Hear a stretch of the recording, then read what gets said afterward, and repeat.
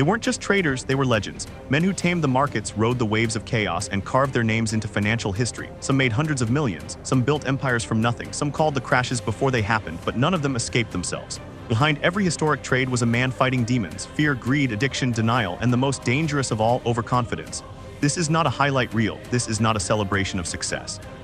This is a study in collapse, a deep dive into the psychology of trading and the invisible war happening in every trader's mind. Because if you trade long enough, you'll feel it too. The rush of a big win, the shame of a massive loss, the temptation to double down, the silence after blowing up an account. The line between master and maniac is thinner than you think. In this 10-part series, we'll walk through the minds of the most brilliant and most broken traders in history. Jesse Livermore, the man who beat the Great Depression, but not his own depression. Nick Leeson, the rogue trader who sank a 233-year-old bank. Victor Niederhofer, the math genius undone by his own brilliance. Paul Tudor Jones, the billionaire who rebuilt his life around purpose, not profit. Every story is true. Every story is brutal. Every story is a mirror. Because whether you're trading $10 or $10 million, the emotions are the same. If you want to survive in the markets, you need more than a strategy. You need a system for your mind, a way to fight fear, a way to manage ego, a way to stay human when everything around you turns into numbers, noise, and temptation. This is not about how they made money, it's about why they lost it, and what you can do to avoid the same fate. Every trader breaks. The great ones rebuild. Title card appears. Famous traders and their psychological breakdowns. 10 stories, 10 lessons. One truth, let the journey begin. Part 1. Why Jesse Livermore lost everything. The psychological battle behind the legend Jesse Livermore is a name synonymous with legendary trading success and heartbreaking failure. His story reads like a classic tragedy. A man who climbed the highest peaks of wealth and power in the financial markets, only to fall repeatedly into the abyss of loss and despair. Despite his enormous successes and his role as a pioneer in stock speculation, Livermore ultimately lost everything multiple times, and tragically his life ended in suicide. But what led a man with such talent and knowledge to such a devastating outcome? To understand Livermore's downfall, we must go beyond his famous trading strategies and focus on the psychological warfare he fought within himself every single day. It is this inner battle that is the true lesson for all traders, especially those aspiring to longevity in the markets. The early years, genius and hunger for success. Born in 1877, Livermore began trading as a teenager, starting with small bets at bucket shops, places where people bet on stock prices without actually owning the shares. From the outset, he showed an extraordinary ability to read market movements, analyze trends, and place highly confident trades. His early successes built a reputation for him as a wunderkind. With growing profits, Livermore moved to Wall Street, taking bigger risks and making larger bets. His appetite for wealth and thrill was enormous, and in many ways he embodied the classic image of a daring speculator. But with this hunger came the first seeds of psychological trouble. He began to confuse confidence with invincibility. The ego trap, when confidence turns to hubris. Confidence is essential for any trader, but Livermore's confidence morphed into arrogance. He began to believe that he had figured out the market's secret, that he was smarter than the average trader and could outguess the crowd indefinitely. This hubris caused him to increase the size of his trades recklessly. One of the most famous examples was during the Panic of 1907, when Livermore made a fortune shorting the market. Yet instead of consolidating his gains and protecting his capital, he doubled down on risky positions, convinced the market would bend to his will. This overconfidence blinded him to risks and red flags. Instead of acknowledging mistakes, he rationalized them, convincing himself that a losing streak was temporary and that soon the market would turn in his favor. This is a common psychological trap in trading, the gambler's fallacy and the illusion of control. The crushing weight of losses and emotional collapse. Markets are unpredictable, and no one can be right all the time. Livermore faced devastating losses. What made it worse was his inability to accept defeat emotionally. When a trade went against him, instead of cutting losses quickly, he held on with hope and denial. His ego was tied to his trades. Accepting a loss felt like admitting failure, which his mind couldn't handle. This led to a dangerous spiral. Losses piled up, and to recover, he took on even larger positions, an emotional reaction to fear and desperation rather than rational strategy. The bigger the stakes, the more stress and anxiety consumed him. Behind the scenes, Livermore's personal life was unraveling as well. The stress from trading seeped into his relationships, isolating him from friends and family. His mental health deteriorated. Depression and anxiety took hold. His story is a stark reminder that mental health and emotional resilience are the foundation of trading success. Without balance, even the most brilliant trader can be destroyed by his own mind. The psychological lessons from Livermore's fall. 1. Emotions are the enemy, not the market. Livermore's biggest battles were with his own emotions: fear, greed, ego, and denial. Learning to detach and observe your emotions without acting on them impulsively is key to surviving in markets. 2. Discipline is more important than intelligence.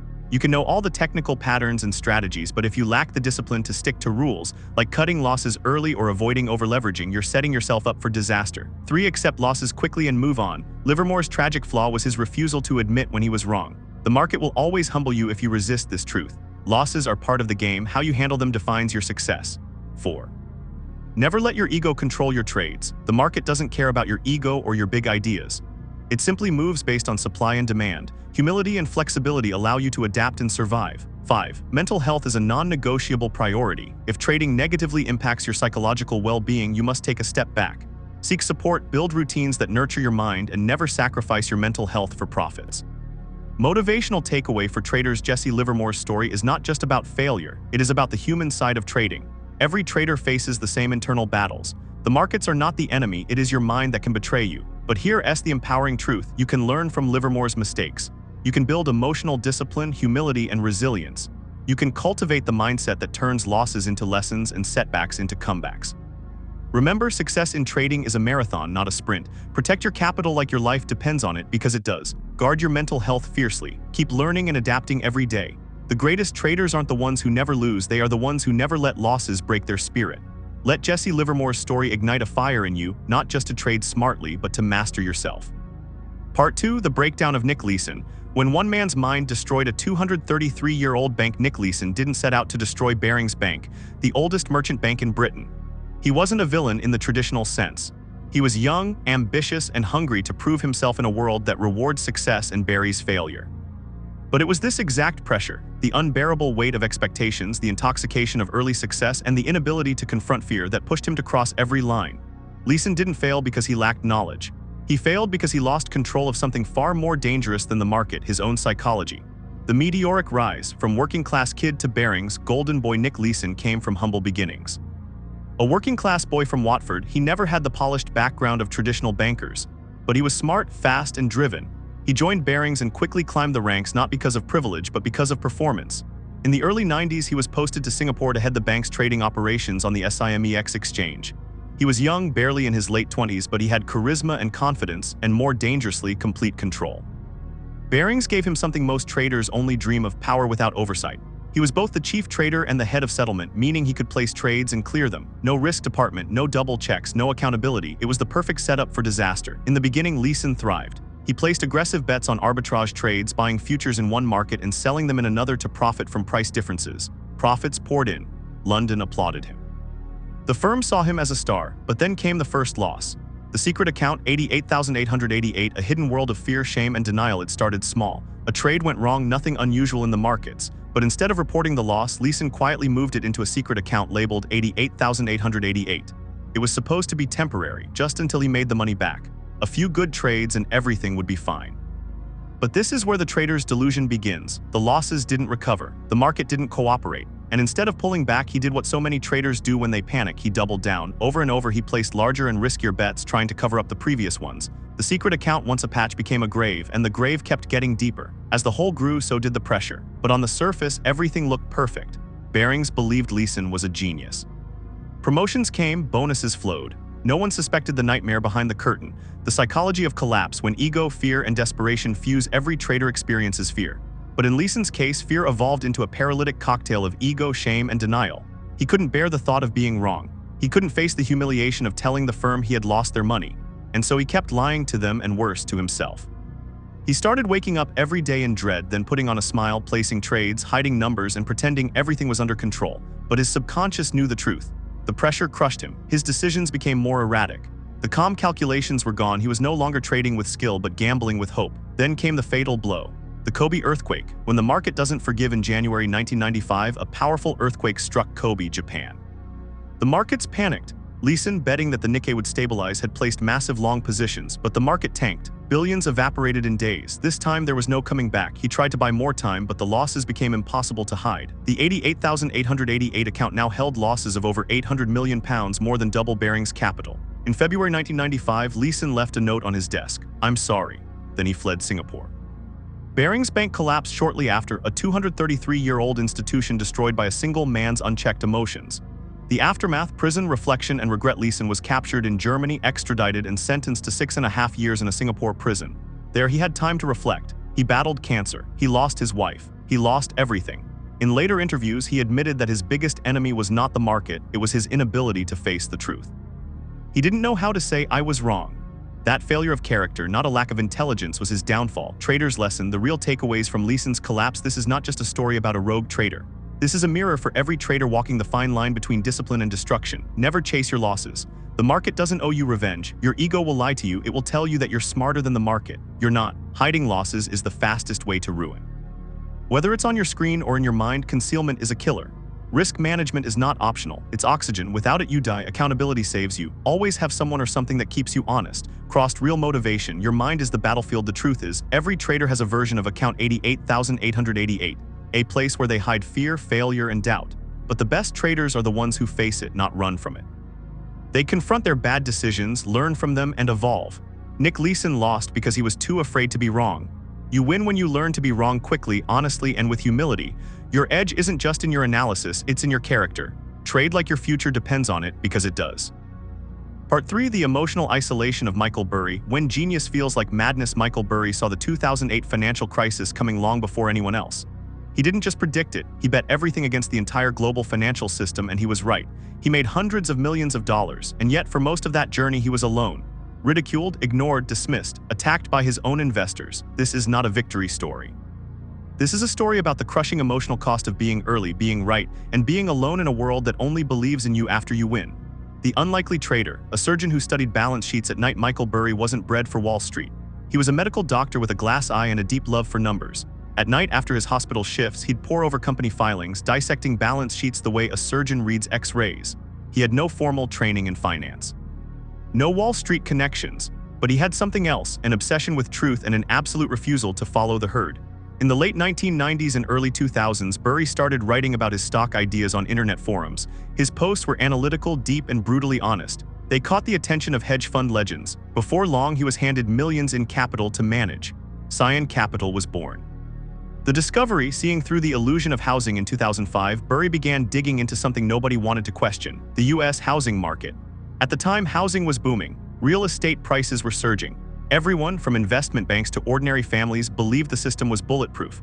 But Burry, deep in mortgage-backed securities filings, saw something else rot beneath the surface. He realized that subprime mortgages, loans given to people with no ability to pay, were being bundled into AAA-rated investments. These toxic loans were repackaged, sold, and leveraged globally. To everyone else, these were safe assets. To Burry, they were ticking time bombs. The trade, betting against the entire system. He found a way to bet against these mortgage-backed securities by buying credit default swaps, CDS, a form of insurance that would pay out if the bonds collapsed. But here's the catch: no one had ever done it before. There was no precedent, no market, no manual. When Burry approached Wall Street banks to create CDS contracts, they laughed, then agreed, thinking he was a fool. After all, who bets against the American dream of homeownership? Burry wasn't just risking capital. He was risking reputation, relationships, and his mental health. He tied up nearly all his investors' money into this trade, and then he waited and waited and waited. The isolation, when genius looks like insanity, the pain didn't come from being wrong. It came from being right, but early. For 2 years, the housing market kept rising. Home prices soared. His investors were furious. They didn't understand the strategy. All they saw was underperformance, lost opportunities, and a man who refused to explain himself in simple terms. Emails poured in, angry calls, demands for redemptions. Some accused him of fraud, some threatened lawsuits. Some simply abandoned him. Burry was shut out from Wall Street, mocked by other fund managers, and doubted by the very people who once believed in him. He stopped answering calls. He isolated himself, locked in a room, surrounded by spreadsheets, watching the pressure build. He was completely alone, watching a storm no one else believed was coming. This is the loneliest part of trading, when you see something real and everyone thinks you're crazy. The collapse, truth unleashed, then it happened. In 2007, the subprime market cracked. Mortgage defaults surged. The entire edifice of the housing bubble began to implode. Suddenly, those safe investments lost 90% of their value. Banks panicked, credit froze, Wall Street was on fire, and Michael Burry's trade, it printed hundreds of millions of dollars in profit. He had won spectacularly, historically, but there was no celebration. By the time the world realized he was right, the emotional damage had been done. He shut down Cyan Capital soon after. He vanished from the spotlight because being right had nearly destroyed him. The hidden cost of truth, what Burry's story teaches us: Michael Burry didn't win because he outsmarted the market. He won because he was willing to stand alone. But the cost, enormous, emotional, invisible. Here's what his journey teaches every trader: one truth has a time delay. Just because you're right doesn't mean the world will see it now. Be prepared to suffer in silence. 2. Conviction is painful. If your strategy makes everyone around you comfortable, it's probably not exceptional. Conviction often means discomfort, loneliness, and risk. 3 emotions don't care about your logic. Markets can stay irrational longer than you can stay sane. Burry survived only because of unshakable discipline. 4 prepare for betrayal, even from allies. When performance dips, loyalty fades. Build mental armor and expect no applause until the dust settles. 5 walk alone if you must. True edge comes from seeing what others don't. If you're right, time will prove it, but you must walk that lonely path first. Motivational message to the trader inside you: you will have moments where the world thinks you're wrong. You'll be called stupid, reckless, or delusional. You'll question yourself in the silence of your room, but if your process is strong, if your conviction is earned through research, pain, and discipline, don't fold. Great trades don't just require strategy. They demand emotional fortitude. Michael Burry didn't trade the market. He traded his beliefs and held the line when no one else did. That's what separates the average from the legendary.